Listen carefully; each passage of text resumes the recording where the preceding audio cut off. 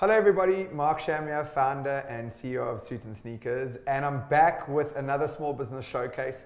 We have been having the biggest blast just meeting interesting entrepreneurs, finding out about their stories, and most importantly, just putting a showcase and a spotlight on people doing really interesting things.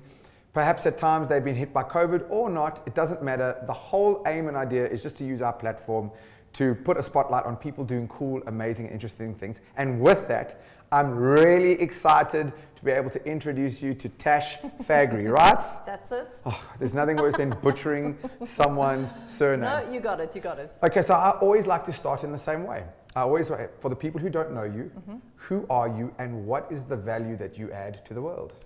So, as you've said, you got the name right. My name is Natasha Fagri, and I'm the co-founder of Frost Popsicles, South Africa's first and only range of premium alcoholic and non-alcoholic pops. I think hopefully that in itself shows what value I'm trying to add to the world. Something new, something innovative, something to remind people how to have fun, but most of all something pure, not filled with lots of nasties. That's what we do. And I love that, and I think that people don't appreciate how hard entrepreneurship is. Yes. So I would love for you to just give a bit of a backstory as to how this company came about and the idea formed. Sure. So essentially how we started was I saw a concept overseas, really wanted to make something local, managed to get my very patient business partner, John Mark, to come on board with the mad idea. It started in my kitchen. And over a course of 16 months, we basically took a product from nothing. Neither one of us came from the food or frozen background. And we took it to South Africa's first wine popsicles at the time that launched in September 2016. We wanted to work with a South African brand, which we did, a South African wine farm. And over the course of, in September this year, it'll be 4 years, we've grown the range under the Frost Popsicles banner to include 7 alcoholic and 3 non-alcoholic pops. All natural, low calorie, no preservatives, and fully recyclable packaging. I mean, that is now I'm going to sound like that guy, that is a proper mouthful, that's incredible. But you had no prior experience to this, so you reverse engineered the process. How? So, to be brutally honest with you, it started as simply as it sounded, playing on my stove. So when we wanted to launch with, call it a blush and a bubbly pop, we literally played on my stove with fructose levels, with wine levels, with water levels to nail a flavor profile. Yes. Once we got that, we then brought on a food science lab with a very strict brief to say, we need to make this commercially stable, but we don't want to work with preservatives, and we want to play at 6 to 7% ABV per popsicle, but we don't want to have gums and we don't want to have nasty solidifiers. And with the help of them, they completely nailed what we wanted. And now we sit with a flavor profile range from passion fruit and peach margarita to gin and tonic berry infusion, to blush, to bubbly, to a beautiful vanilla coffee. And the best thing is that with our alcoholic range, we're only working with local producers, a local wine farm, local craft distillery. Yeah, which really resonates with me because part of the, dare I say the term, criteria on the basis of who I've been asking to come here is I'm really just trying to find, first of all, cool individuals who are doing great stuff, and this theme is really becoming quite prominent in the form of locally sourced, produced, Yes. etc. Because especially during these COVID times now, it's needed more than ever. 100%. And I mean, as a business who's been directly impacted by COVID, obviously with the alcohol ban, both of them, we can't sell any of our alcoholic products. We can't transport them. You know, we've seen the impact that that's had on our supply chain because, as you know, it's never just the person at the end. It's everyone that you buy from. So we're very fortunate with our non-alcoholic lines available in select Wellness Warehouse and Dis-Chem stores. That can keep going, but nothing like COVID, alcohol ban, and winter, which is traditionally our quieter season, and it's usually supplemented with events. For all of that to grind to a halt, you start pivoting and thinking and moving and strategizing as a business owner more than ever before.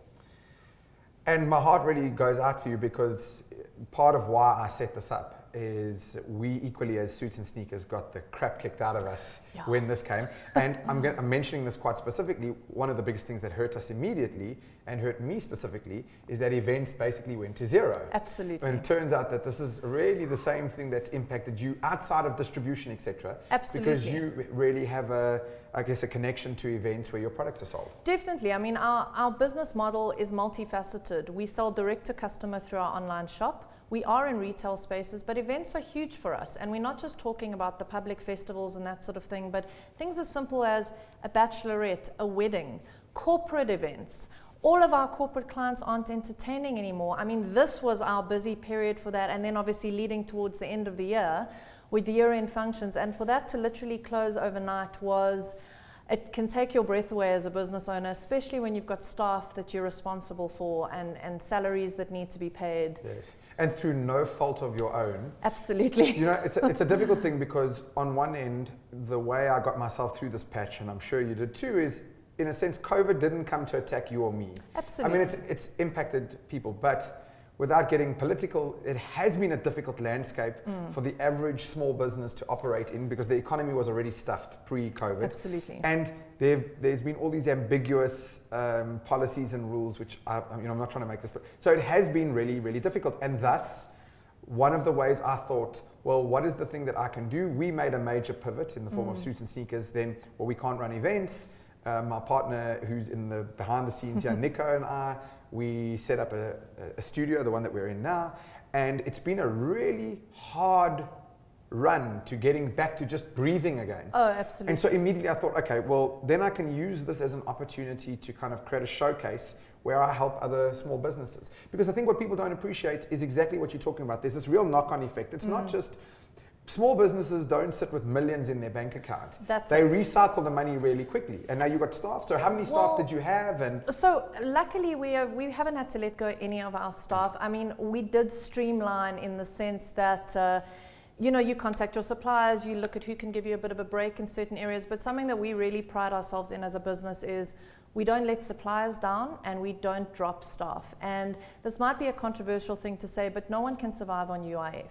So myself and my business partner took a hit personally on what we take home to keep everyone else paid. We've also got an extremely supportive investment partner who's been with us from day one. He sees how we hustle. We're not afraid to get our hands dirty.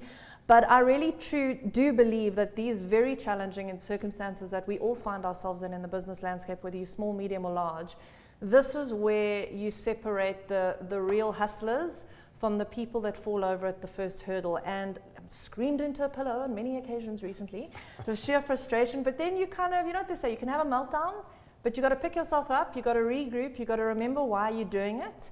And you can't lose your joy. Yes. And we've got some very exciting things coming up and some very exciting things that just happened. And in the midst of the darkness, we're focusing on the light.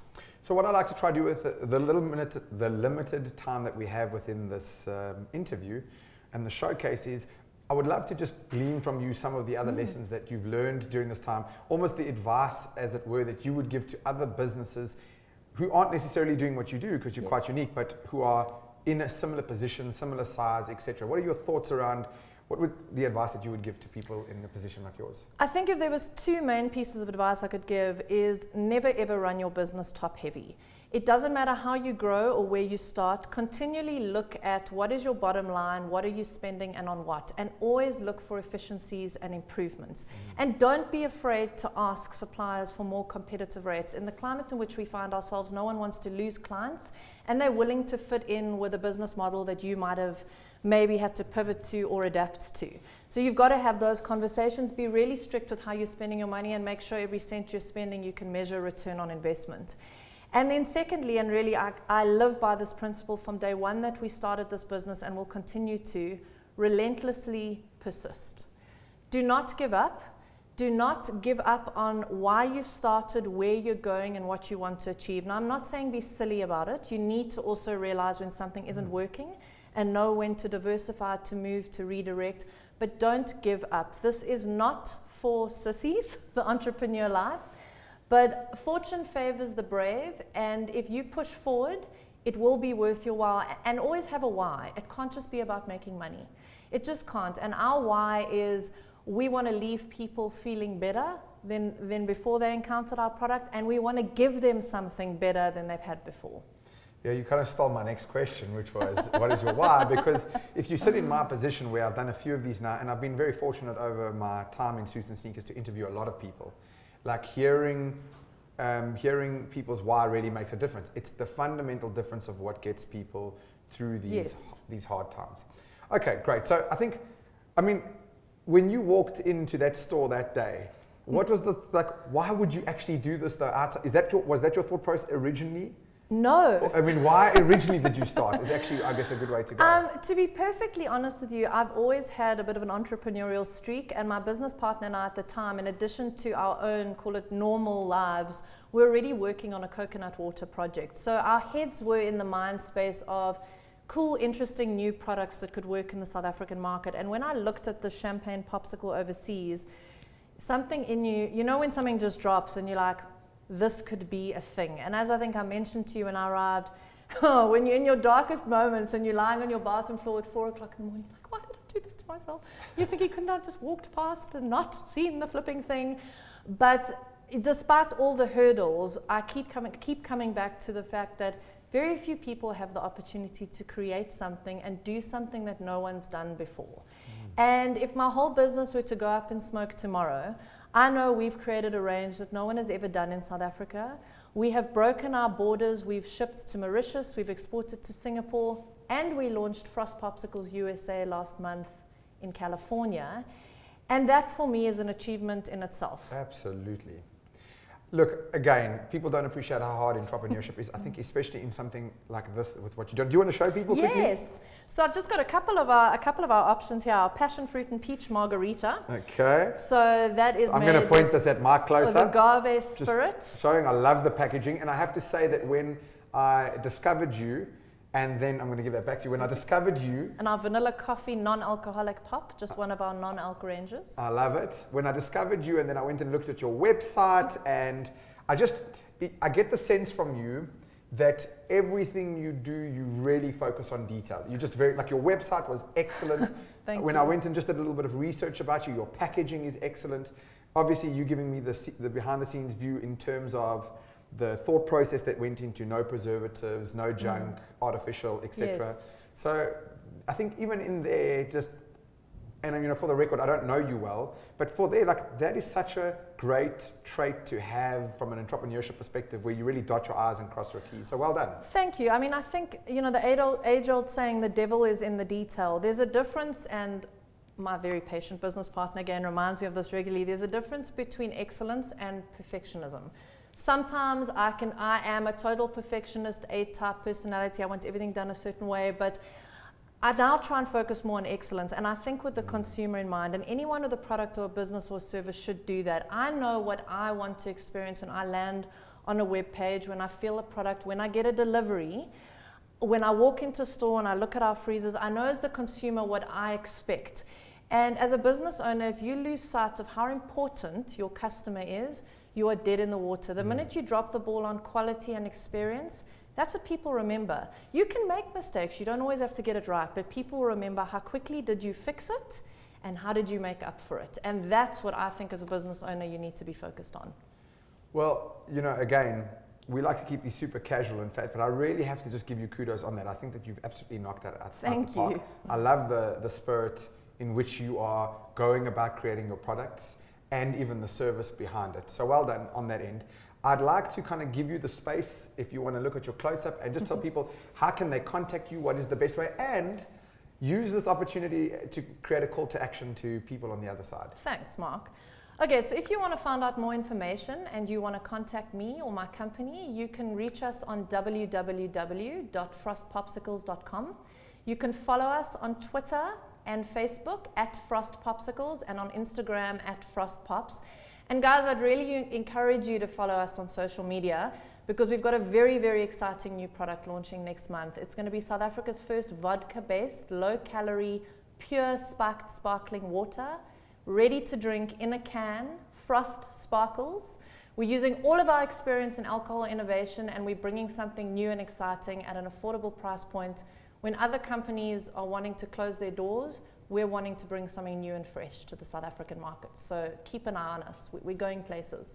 Jeez, and if all else fails, you can just go into television presenting and you can just wax that. God bless you. Thank you. Okay, so here is my call to action.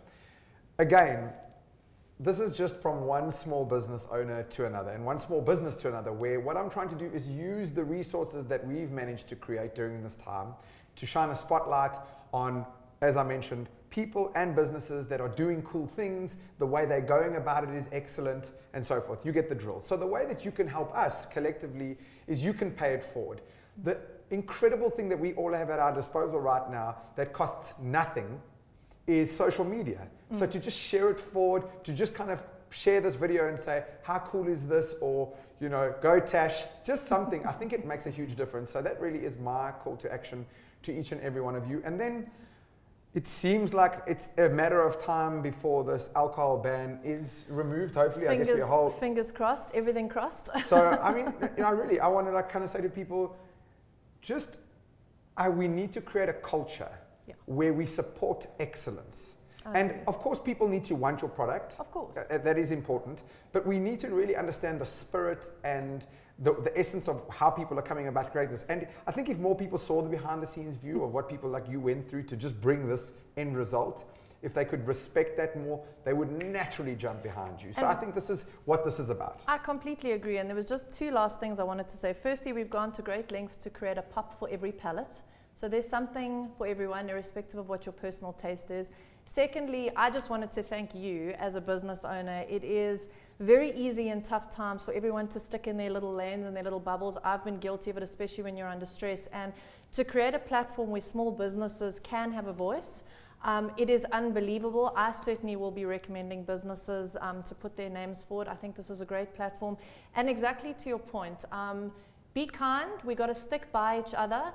We are also running a 50% off sale, so people can check out our website. We can only deliver when the ban lifts, but you can still visit our website. And if we all stick together, irrespective of what obstacles comes our way in this country or wherever, we can push through and we'll be stronger for it. I agree. I mean, the big feeling that I felt is just the overriding mentality for me has been just be more human. Yeah. That's what this is about. So Tash, thanks so much for coming in. Thank you, Mark. Really. Thank you for having me. Thank you for, I'm learning so much when people like you come in. Thank you so much for your time. Absolute pleasure. Awesome.